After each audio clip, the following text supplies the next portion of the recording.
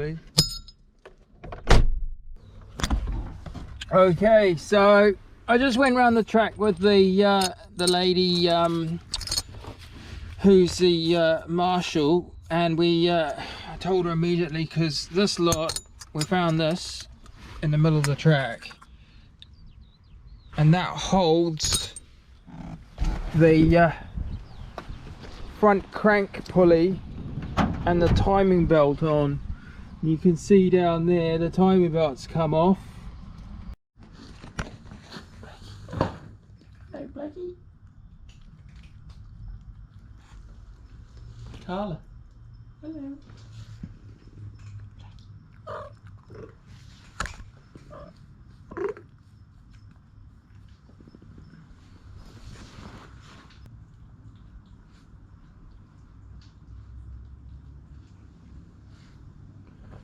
Well, I was just feeding the cats. The weather's been so windy and stormy for like last few days, and it's autumn going into winter, but I might as well. I was going to do this ages ago, a bit of an update, but I never got around to it. So still haven't fixed this lawnmower. Got some welding and stuff to do on it, but yeah, so I'll turn the light on so you can see. I just can't see. Oh, might as well start over here. So I built a shelf. Well, I built two shelves. Still can't see. It's still too dark. GoPros don't work very well in low light. Oh, what's Blackie doing? Blackie, leave Carla alone. You've got your own food. No. See, you're monstering on her food. No. Go and eat your own food. Carla. He'll do that. He's got a whole bowl. Carla, come on. Carla. Carla. Come on. Carla, come on. See, now she's scared. Oh, he always does that, eh?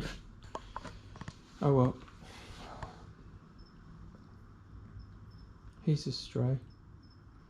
He's a stray that turned up like 4 years ago in terrible condition. He's a fighter, you see. He goes around fighting all the other cats in the neighbourhood. He hasn't got fleas or worms because I gave him flea treatment, so he's alright. He's just got battle scars, like a hematomaed ear. That's when the ear folds over. It's when it gets injured in a fight and it hematomas and it kind of collapses, and he gets like fluid around the neck from fighting. Hematomas, which are fluid filled, like their hematomas are like blood and fluid that sort of congeals underneath inside the skin. It's like what boxers get off their ears. It's called like cauliflower ear. It's a similar thing with animals and cats, but he's totally fine and healthy. He always comes here every night and hangs out and eats lots of food. Tries to pinch Carla's food. So anyway, probably can't really see this very well, but I put a proper aerial on the roof. Replaced, because years ago, back in the day, I used to sit in here and watch Bathurst or watch TV on a Sunday, watch the motorsport. And after they changed all the network to digital, couldn't use my analog aerial anymore. So I then got for free, because I had one in the house that I put in years ago, but I had an old analog TV aerial on the roof here, so I took that down and I got a free one from somebody. It was free because they did an upgrade of all new stuff and they had their roof redone, so she just chucked it out and didn't want it, so I said, oh, can I have this? So I repurposed it. Works absolutely fine. And what's Blackie doing now? Is he going to try and hunt out Carla's food again? So yeah, it works really well. I'll turn this on, maybe get some better light. So this got Freeview built into this TV. I've had this for years and years and years. It's like one of those LCD screens. All the famous in-and-out players who lived in this house and that. And yeah, some of them from New Zealand, where we come. It's really rubbish TV on. Refrigeration that keeps food fresher for longer and wine perfectly preserved. So yeah, into an experience with that. So good picture. And now receive up to Super steady. 15% cash back on eligible Fisher and Paykel kitchen appliance. And then I bought a couple of these stereos, these Panasonic MIDI systems. They're really good. Sound really good for the price. And yeah, so I can listen to my radio and listen to my CDs. And I've got a whole lot of this special stuff left over. It's moisture barrier, fireproof, fibrous paper. So it's fire resistant, moisture barrier, and it's you can't tear it. It's quite thick stuff. It's this stuff. So this was it's like a insulation house wrap. It's called Tecton, and it's proper compliant stuff. So I bought a huge roll of it. It's pretty expensive. When I did the cladding on the back of the sunroom, I had to redo that because it all went rotten.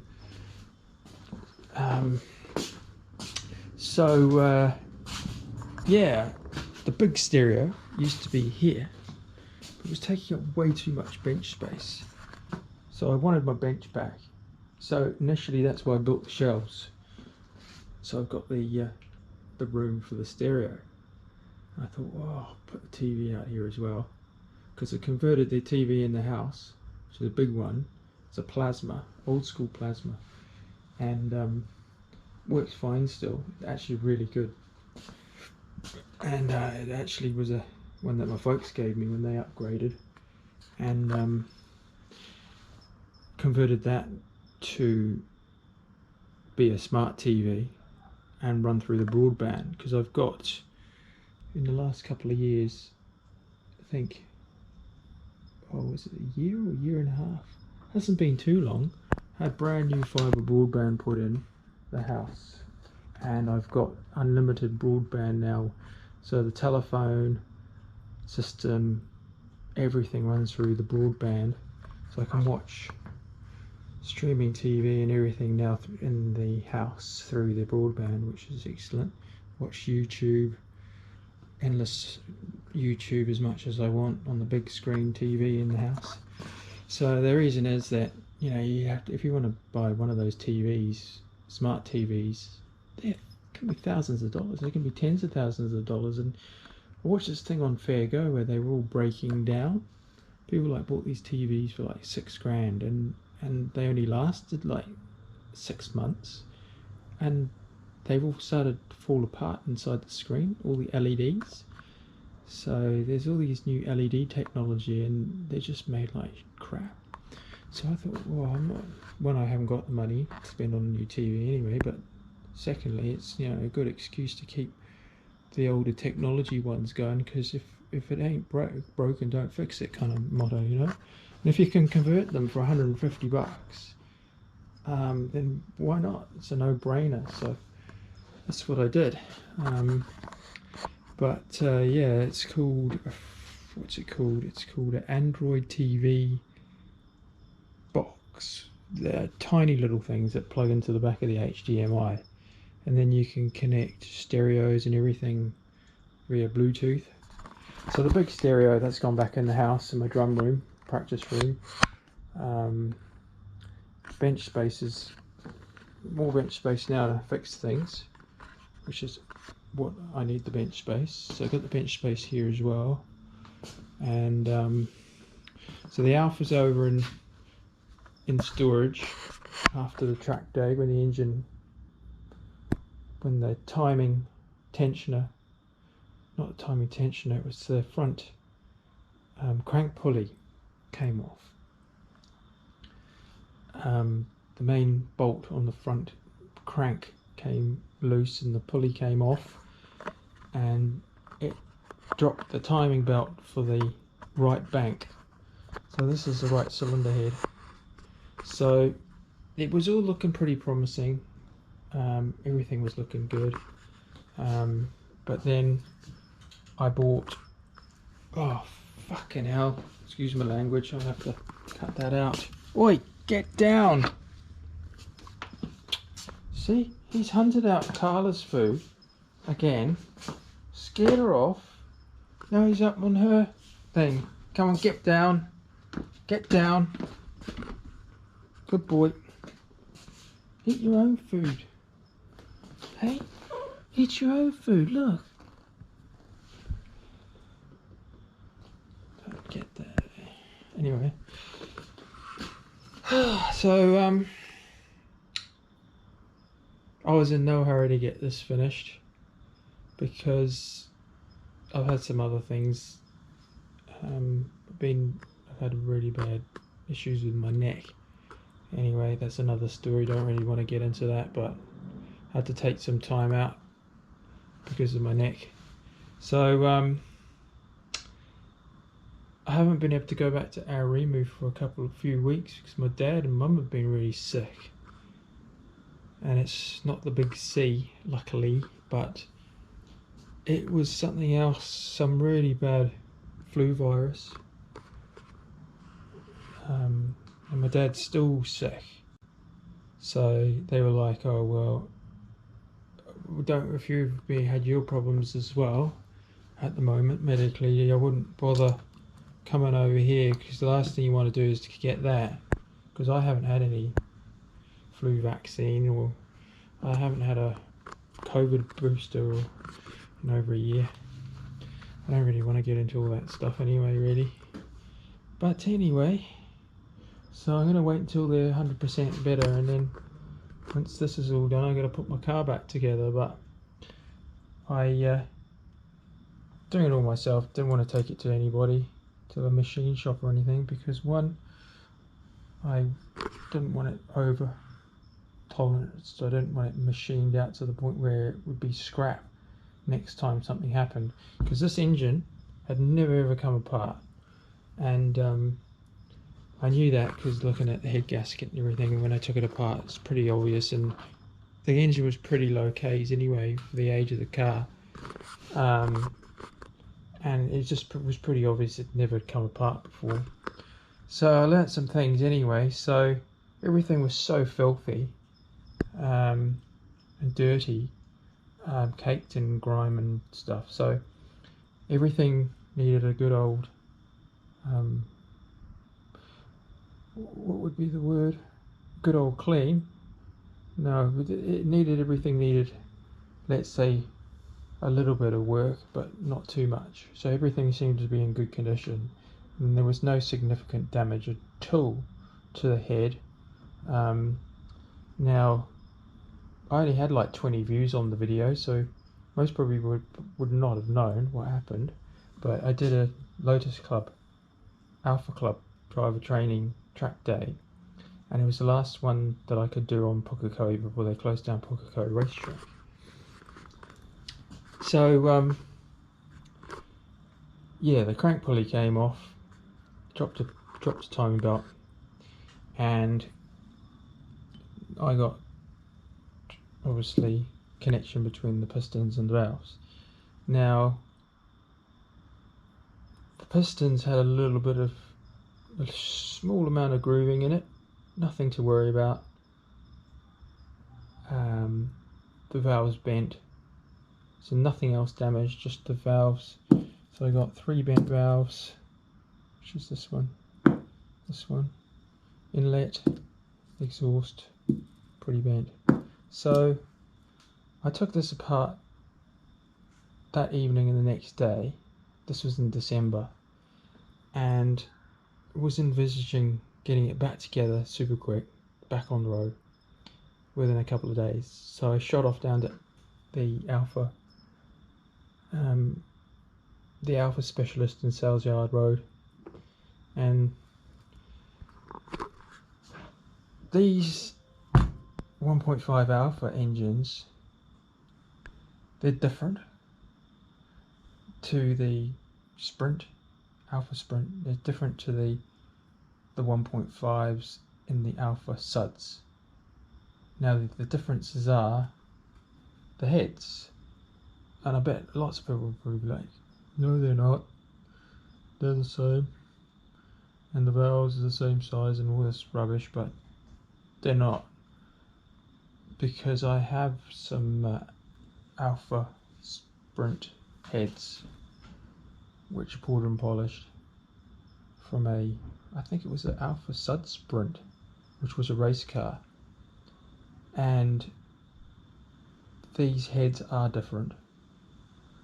So they are actually the same on the 1.5 Alfa 33 and the Alfa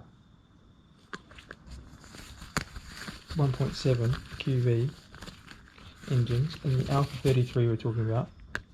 So the heads are the same and the valves are the same. So theoretically, between the two ones that they built with the TI, the heads are the same. So the valve sizes are the same. Because when I took them out, I took them into the guy, he was like saying, oh, somebody must have taken the 1.5 heads off and put 1.7 heads on. And they haven't. They never did. The engine never came apart, because I did my own research. And I ended up getting these valves off him.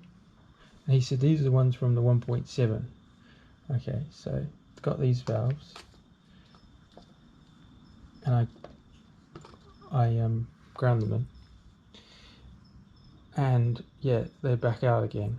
But I had to get these ones in from Europe, because I could not find them anywhere in New Zealand. So he had these ones, he had valve stem seals, but he did not have these ones. So I had to wait, I don't know, not that long, maybe 4 or 5 weeks for them to come in. But I could only find one supplier in Europe of these valves, because they were very specific between ones that were listed for, these were listed for the 1.5 Alfa engine, Alfa 33 flat 4 box set, and then they were also listed for the 1.7 QV on a different listing. But then they had ones that were listed for 1.5 Alfa, which were smaller. So some of them had longer stems and some of them were smaller, but only ever so slightly. Maybe I think these are 40 and the other ones were 38, and 38 were slightly smaller, so they would never have worked, the 38 with a longer stem. So this is the original one, and that's exactly identical.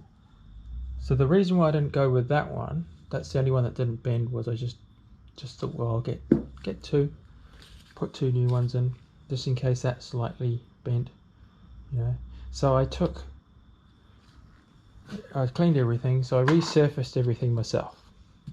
So I didn't want to take them to a machine shop, because I didn't want to get, 1, a massive bill, and then 2, for them to be taken right down to tolerance. So next time something happened, let's say, they'd be junk. You wouldn't be able to machine them again.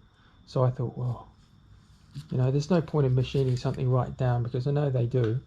You give them anything, they're going to machine it no matter what, and then send you the bill. It's just how they tend to work. So I had to buy a new spring compressor, but that's a really good one. Excellent, because these heads you need to get the you know, it's like, it's very difficult. No other kind of spring compressor will work on these heads, because it's just how they're designed. We've got double valve springs on these standard, it's quite revvy little engines, very sporty revvy engines. So well, there's Blackie's on the couch. So I just did the typical, use this glass for totally... Oh, please. Must be something to do with the rugby at the rugby fields. So I used the glass, completely flat surface down there, and I used all different types of sandpaper, starting from, I think it was 280 up through 400, get it smooth, just enough to take with water as well. So I did it wet sanding, and then I checked the surface. It's completely smooth, no big grooves or anything in there, perfectly smooth. Took off very limited amount just to take off the corrosion and any debris. And same with this surface, these surface on the manifolds as well. Then I use this grinding paste, the Hoyt grinding paste, to grind them in. So that's not the block, that's a spare block. That's a 1.5 block that I have had for ages. That was from a race, Alfa Sud Sprint race car that I acquired the engine from. So the difference between the Alfa 33 1.5 engines is they've got a different design of chamber.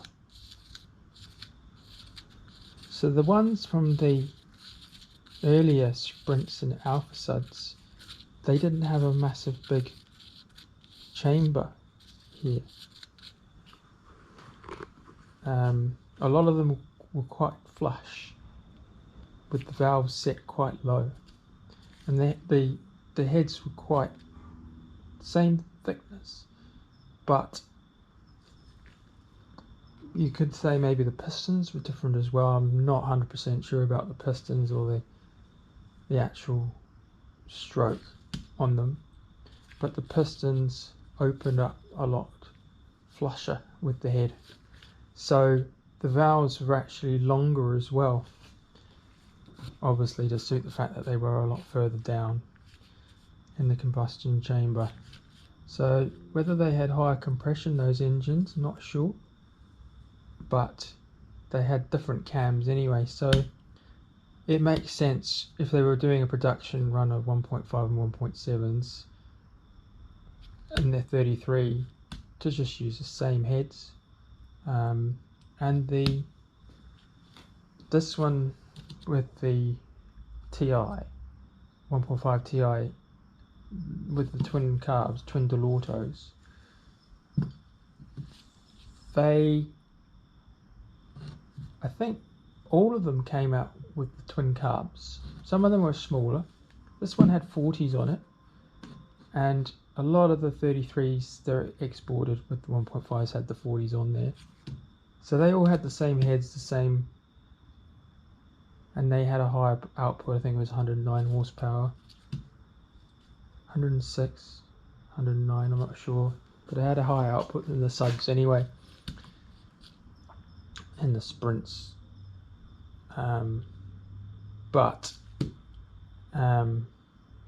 So yeah, I ground the valves out, and I did that one evening. I cleaned everything, got it all back together, and I tested it. And unfortunately, they were still leaking, seeping through. So I didn't have a very clean work area, and I was using rags that were completely covered in cat's hairs, which is not ideal to have, like, cat's hairs everywhere. So what I did was took them apart and then realized there were cat's hairs in between the valves and the seats. So there was no way that they were ever going to seal with cat's hairs in between there. So I took it all apart again, because I thought, well, there's no point putting it together, running it. Yeah, the cat's hairs probably would have cleared and you would have had compression, but I didn't want to take that risk because I'm going to have to clean everything anyway. So I bought more brand new rags, brand new rag bag of clean rags, and I'm just going to recut them again. I want to check everything for my manual. Make sure I've got enough sealing area for the valves, basically. So I'm going to recut them and put them all back together again and clean them and everything. Yeah, so I upgraded my welder. I bought a new welding machine, lots smaller. It's better because I can run gas. So I've got everything. It's very dark in here. Probably need the light. I should go and get the light. Okay, so it was a bit dark, so I realised I actually still had the filter on the GoPro. So if you wonder, oh, that's a weird filter for a GoPro, I've got the Alfa media cage, which is like an aluminium media mod cage that, let's say, the GoPro goes in it, and then you can attach additional stuff to that. So the reason why I didn't go for the GoPro media mod was because I don't know, I heard a bit of negative stuff about it, so I thought, I'll get one of these Alfa ones. They seem better quality, made out of aluminium, and you can attach better filters and stuff onto them. So I heard the GoPros, a lot of the filters kept on popping off and stuff, and they weren't too good. So that's a I think it's, what is it, a CPL, which is for filming through windows and reflective surfaces and stuff. So that's good for filming through windscreens or through into cars at car shows and things. So that's why I had that one on anyway. But then you can attach lights and microphones and stuff onto the GoPro, and more rigid mounts and stuff, which really helps out. So didn't want to spend too many fortunes of money on this stuff. Just wanted something that was adequate, that was going to do decent quality filming at a higher rate than any of my old stuff, my old Sony stuff used to film at back in the day. Because when I went from the video format, and compressed the files and changed the format and then uploaded them, I lost so much quality that they look terrible. So yeah, these GoPros, they're of a format where a lot of these programs just recognized them. So yeah, weather's been so bad, like summer was horrendous with flooding and the cyclone that hit and everything else, and then the weather's just been so bad again. So it's quite good really. I'm having some time off because of my neck and stuff. So because the weather's just awful, we don't want to be out every day in this stuff anyway, you know. So anyway, so yeah, so the Alpha's going to get put back together soon, which is positive. It's got the light. So we were looking at the welder. So yeah, the reason why I got rid of the old welder was because I was using it to its limitations basically. So you couldn't connect gas to it, so you had to use flux core, and it will only take the smallest, thinnest wire could take this 0.8, which is pretty thick. So if you used it, like I could use it on thin stuff, but it was difficult. But you had to be careful more so than with this. So this one basically goes down to a really low amperage, and it's designed for a really thin tin, and you can use a shielding gas with it. And so you can use solid 0.6 wire right down to like 30 amps.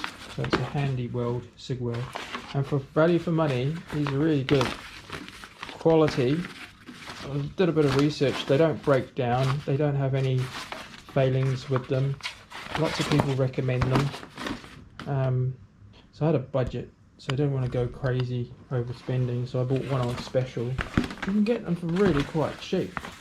It was anywhere from about, they go down to about 400 on special, up to about 600 for normal retail. So if you wait and get them on special, you can get one for a really good price. So gas bottles are expensive to buy and then fill, and then you can hire them, but I didn't want to do the hireage thing, because even then you have to put down like a $200 deposit, and you can only have them for so long, and they're big and you need a lot of gas in them, and if you're just going to be doing a small amount of welding every so often, I went to the route where there's a new shop in East Tamaki.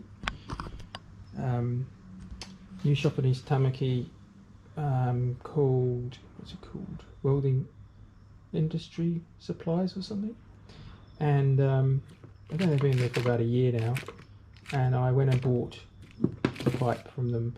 But the problem was I bought some things on the internet because I couldn't really find them.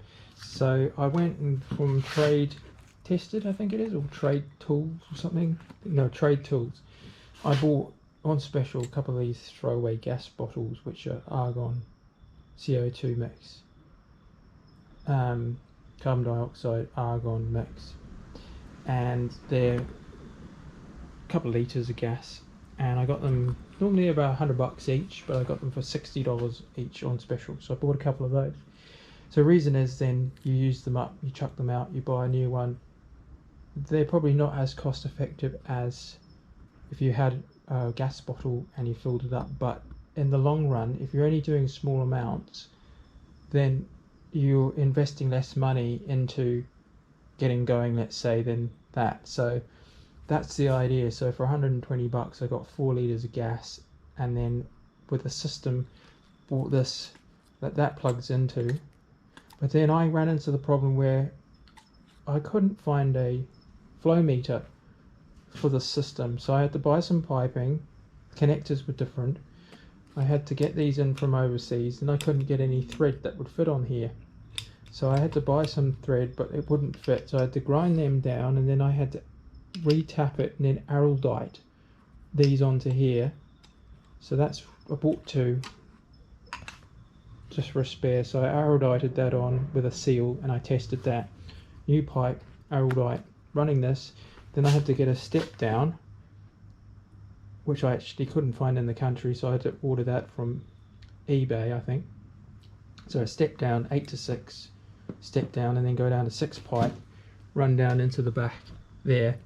Now I could have bought a SIG weld regulator, but it's only 4 big bottles, and they were $400 or something for the regulator. So could have bought a more expensive regulator, but then the thread was bigger, and then I couldn't find a thread big enough to fit to go down to something like a tailpiece. So in the end it took several weeks to figure this all out, but in the end I've got one for the throwaway bottles, 2 a flow meter, going down, step down into the right size pipe into the welder. So I'm going to make something like a shelf under here, weld onto here, make a shelf to put the gas bottles and hook all this onto so it sits nice and tidy, and then I can start the welding. But so it's good for thin tin, so when I tackle this stuff on around here, around the roof and stuff, around the A pillars and the Triumph, it's going to be perfect for that. And get cracking on with that as soon as the weather starts to get better. So then I bought from the same place, I bought a couple of these welding screens so I can put them up and not worry about pets looking out the window or neighbours peering over or anything like that when I'm in the middle of welding. More to do with the cats, because the cats like to sit and look out and don't want them having eye problems seeing the glare of the welding. So I bought a couple of these. Now they're alright. Had a few issues so far putting them together. They seem a bit flimsy. They didn't want to fit together because they put the paint was thicker than obviously how they machined them, and they painted them, and then of course they wouldn't fit, so you had to sand off the paint and then whack them into. Then they're quite flimsy too, so I don't know, I might have to put some araldite or some Loctite or something in there to stop them from being flimsy. And then they're too tall to wheel in the garage, with the legs on, so I'm going to have to probably cut the legs down and then put them in, so then I can actually wheel them about. And if you wheel them about, they're so flimsy, so I'll have to figure that one out. So I put one together, had huge issues with that, so I got another one over there that I've yet to put together, but I'll have to do some modifications on strengthening on them. So yeah, and then these are the carbs off the Alfa. So I blasted them. I'm going to put a shot of me doing some blasting of them, or how I did the blasting with soda. I can put a shot quickly of that when I did that.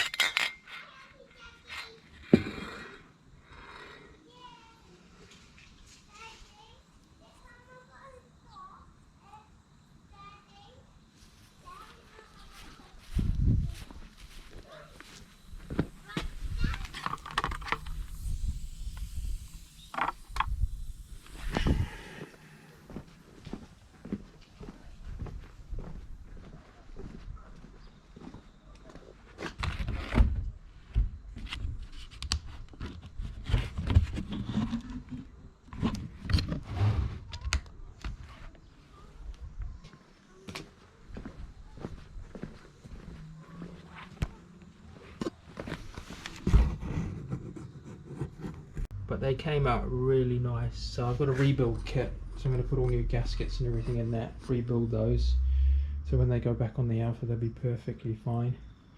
So yeah, oh, and then I same day I used this fine grit, sandblasting grit, and I sandblasted the headers down. Then I heated them up and ceramic coated them, so they're all ready to go back on, so they'll be nice and super tidy. And yeah, so what else? I've got myself a cup of bubble, grab the cup. Yeah, so I did, when I put in the VIN number, or the model number and the engine number into the parts supplier's website,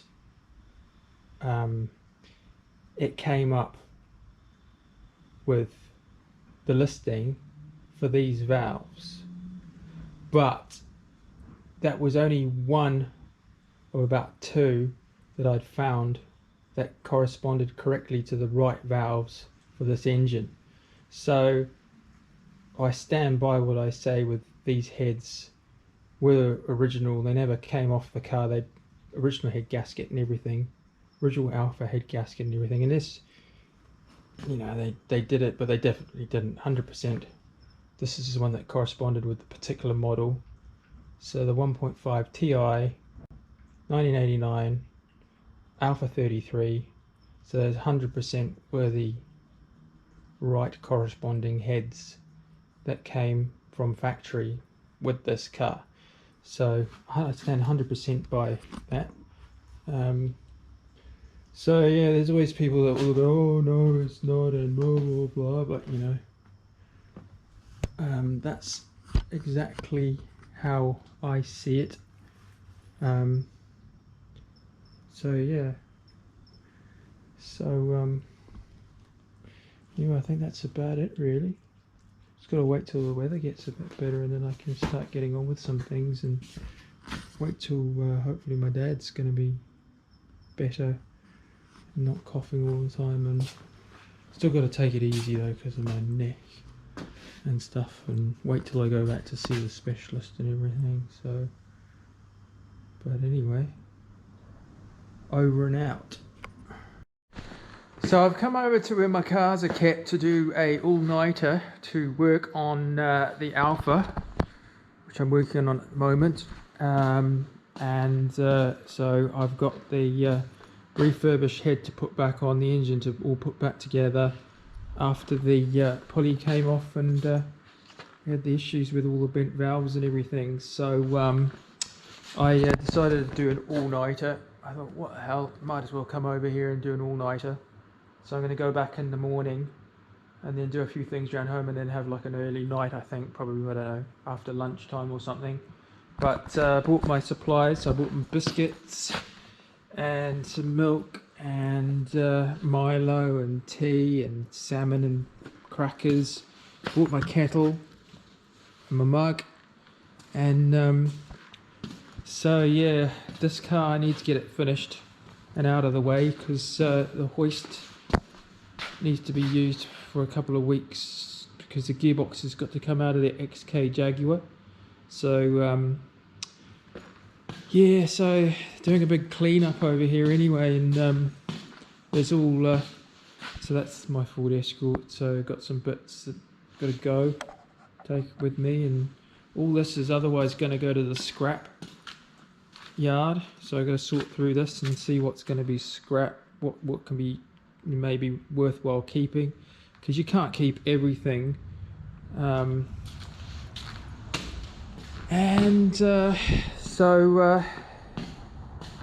Yeah, so what have I done?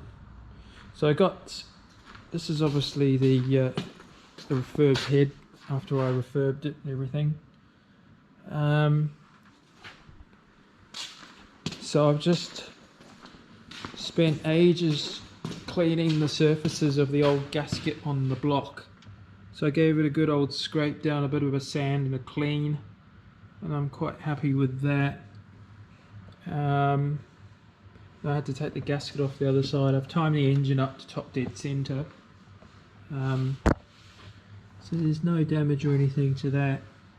To the pistons are good. There might be tiny little tiny grooves, just tiny little marks on the top of the piston, but there's no piston slap or no damage to the bearings. Pistons go all the way up and down. So yeah, what else? Yeah, so I bought my Mondeo. So that's the extractors that I've ceramic coated. So it's absolutely pitch dark out here, out in the country. You just can't see in front of you at all. It's just totally pitch dark and totally quiet. You can't hear anything. There's nothing. You can't hear anything. See? Just a little bit of wind. It's eerily quiet. It's spooky, in fact. So you can't even see. That's up the driveway. Can't see anything. Like, it's that dark. All you can see, that's the centre part of the drive, with the trees and the roundabout. That's my Mondeo. It's absolutely so quiet. There's paddocks down there, but they're empty now because of all our goats over for old age. They all passed away from old age. The very last one a year or so ago. So yeah, but gonna miss this place. It's on the market. Gonna miss it, but what can you do?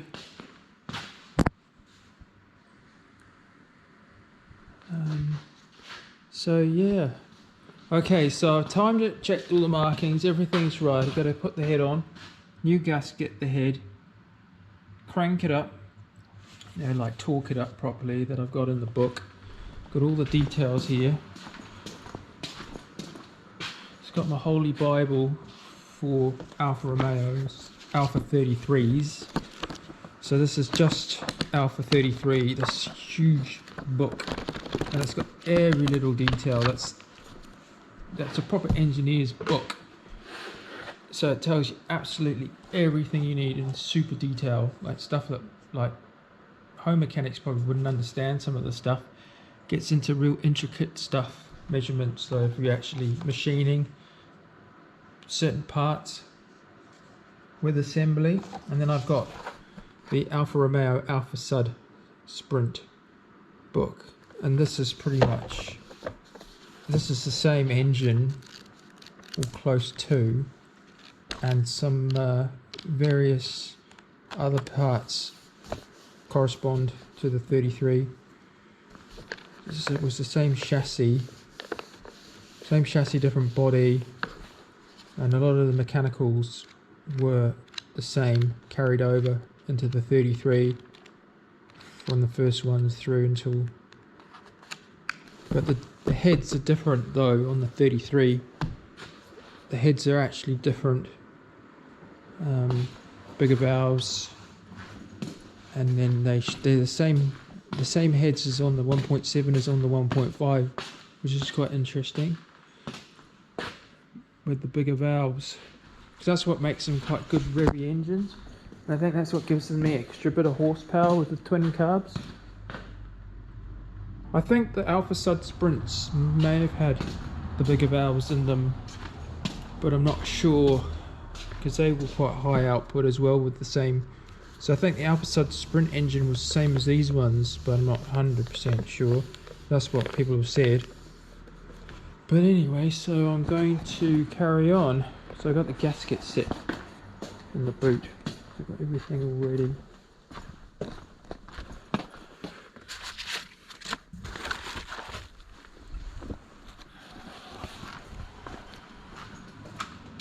So I got this whole gasket set for an absolute steal years and years ago, and it sat in the cupboard because I have another 1.5 Alfa Sud Sprint race engine that I wanted to rebuild sometime, and that's why I bought this gasket set. But I think I only paid like $80 or something. It was sitting on Trade Me, brand new old stock, for absolutely ages, and then the guy put it down to like $80. So I was like, right, buy now. Because it was probably thousands of dollars worth of gasket set easily if you went to buy it. I'm going to open this up. So I got here at 11 o'clock. Blooming bright LED light shining in my eyeballs.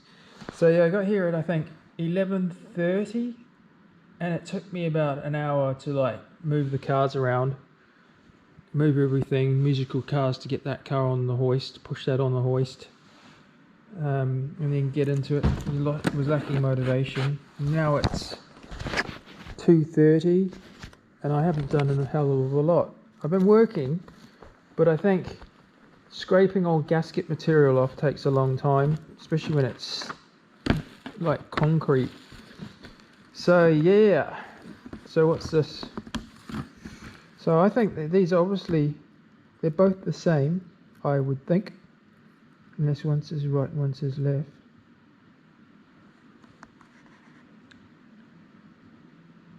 But it's got everything in here.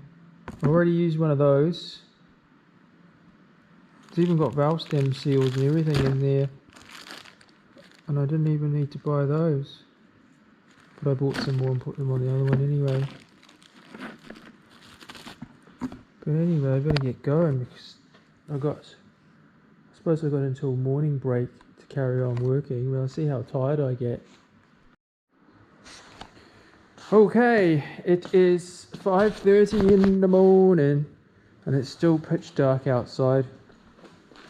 Now, what have I done? Right, well, I've got, the light died, so you probably can't see now. Yeah, it's gone flat. But anyway, so got the timing belt on, tensioned it up.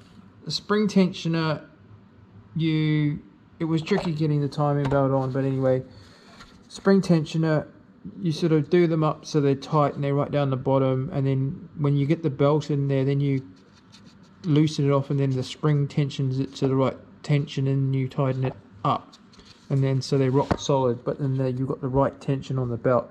It's quite a clever thing, but it means that they're tensioned to the right tension, but they're not spring loaded like some of the new ones are. So anyway, took a while because I had to clean up the pulley So I decided to put the pulleys back on and the center part, the bit that flew off and got a bit damaged. So I cleaned them up with sandpaper and sanded them right down and got them all the burrs off and it nice and smooth. And so then I put the pulley on. So this pulley is a spare one I had because I actually realized that the other one was actually damaged and it had lost the little locating chuck pin on the back of it. So it was spinning around and rotating. So that might have been part of the root cause of why this undid itself. But also you can't get anything substantial on here to torque it up. So what I might have to do is I'll have to take out the bottom engine mount and jack the engine up so I can get that clear to get something through this vent at the front through to the pulley, because you can see you can get something on there, but then you can't get the bar on there, so you'd need an extra short socket, which I don't have, and something like that you just can't get enough bite onto it. Anyway, so happy with that. I've timed it up, so I've done the, I can't see now, but there's a little T in there. How do I get my phone? Where's my phone? Let's see if I can shine it, because I want to actually document this. So to show that I've done everything right to myself,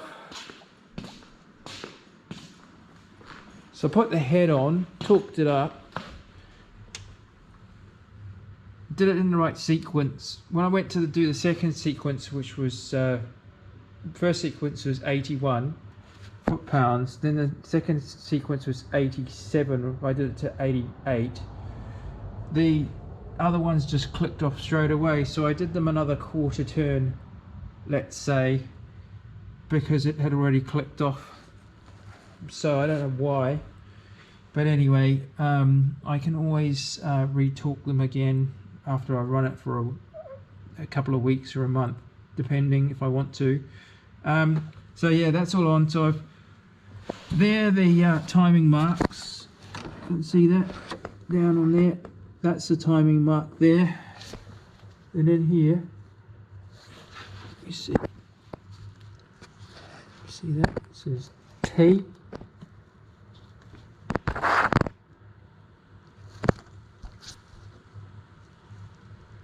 Anyway, it says T with the arrow, which is top dead center. And then this cam is there, and that's how it was before on that cam. Yeah, so happy with that. So anyway, I still kind of work out. I think what I'll do now is I will clean up the rocker cover surfaces and put surface and put some gasket sealer on the new rocker cover gaskets and put the rocker covers back on. Then I'll start putting the intake carburetor manifolds back on with new gaskets.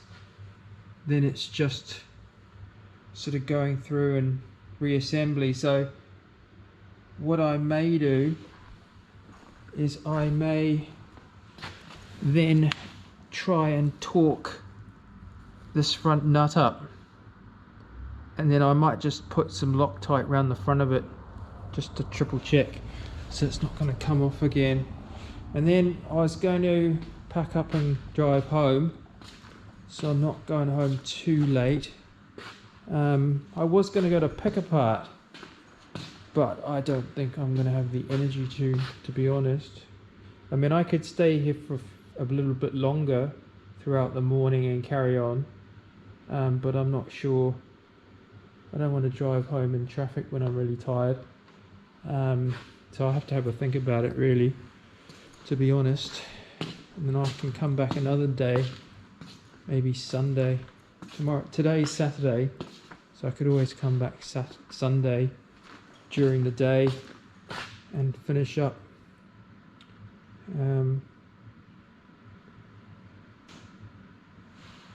Yeah.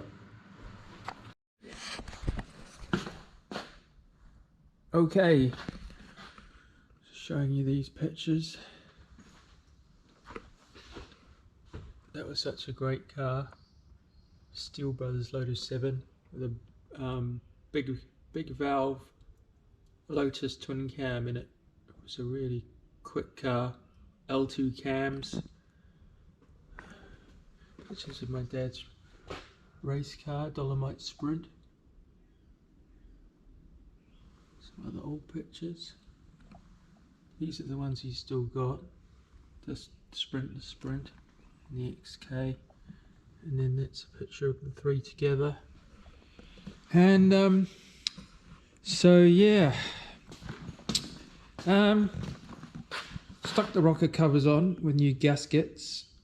So it's all timed up, all turning over around, and everything's all good. I'm just decided I'm going to go home before it gets, when it starts to get light, I'm going to go home so I can just relax for Saturday and put my feet up and feed my cats, and then I'll come back Sunday, I reckon, during the day. So it looks pitch dark still, but the light, it's getting quite light now. It's typical GoPros. Exposure on it, you can't really see. I wonder if I can set the exposure. I can't remember how you set the exposure now. It's not letting me do anything.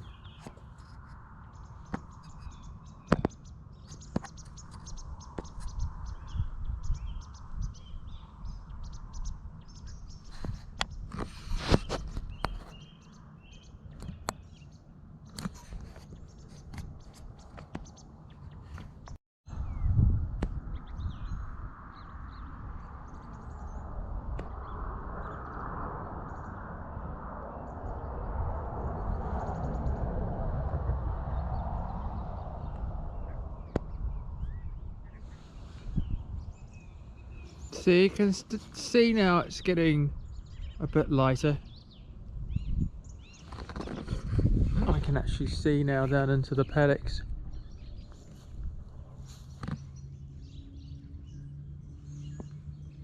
There you go, you can see the sun coming up. I'll put it on auto exposure. It's getting quite busy now. People are probably going off to work. Lots of people work Saturdays nowadays.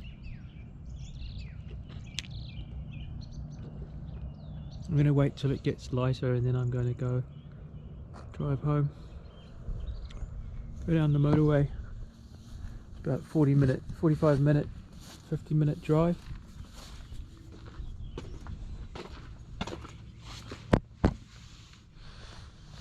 So yeah. I might move these because people will be coming around probably to have a look at the house with the real estate agent. There's been people coming on private viewings, so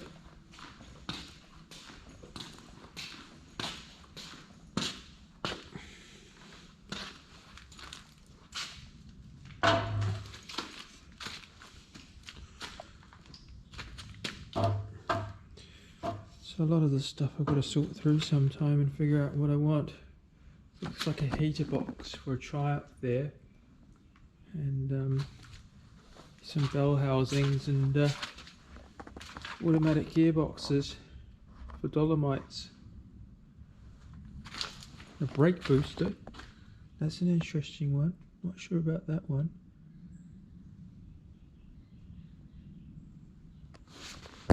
All sorts of bits and pieces.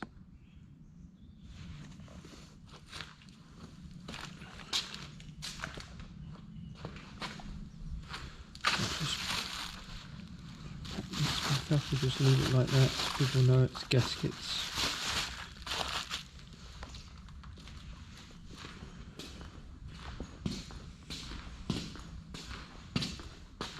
So yeah, looking forward to getting it back on the road.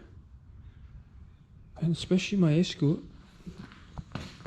So we've just got that heater box to finish. and then put back in. And what does she need? She needs the seats put back in, center console, heater box. I need to change the brake, the fuel lines over, and then put the new seat belts in. So it's just waiting for me to finish that heater box, which I'm in the middle of at the moment. Anyway, so over and out. And it goes red like that, it starts to film, so you can just go like that and film it.